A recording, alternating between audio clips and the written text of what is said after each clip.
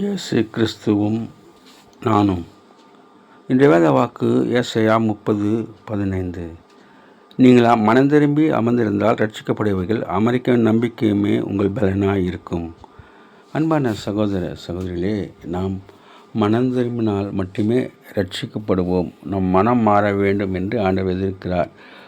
யோவான் ஸ்நானன் கூட மனந்திரும்புங்கள், பரலோக ராஜ்யம் சமீபமாக இருக்கிறது என்று பிரசங்கித்ததாக பார்க்கிறோம். வழியை ஆயத்தப்படுத்துங்கள் என்று சொல்லப்பட்டிருக்கிறது. அதே போல் ஆண்டவராக இயேசு கிறிஸ்து கூட மனந்திரும்புங்கள் என்று முதலாவது பிரசங்கத்தை அவர் சொல்லுகின்றார். அதனால் மனந்திரும்புதல் அவசியமாக இருக்கின்றது. பழைய வாழ்க்கையை விட்டு புதிய வாழ்க்கைக்கு நாம் முன்னேற வேண்டும். பழையவைகள் ஒய்தலும் புதியவைகள் புகுதலமாக இருக்க வேண்டும். பழைய மனுஷனை கலைந்துவிட்டு புதிய மனுஷனை தரித்து கொள்ளுங்கள் என்று ஆண்டவர் நம்மிடத்தில் சொல்கின்றார். அதனால் நாம் மனம் மாறினவர்களாக இருப்போம். அப்போது நாம் ரட்சிக்கப்படுவோம், ஆண்டவருடைய பிள்ளையாக மாறுவோம்.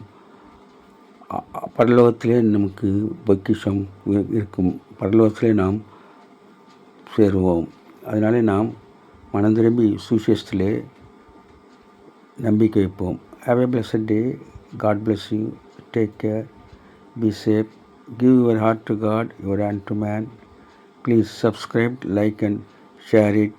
Thanks for watching.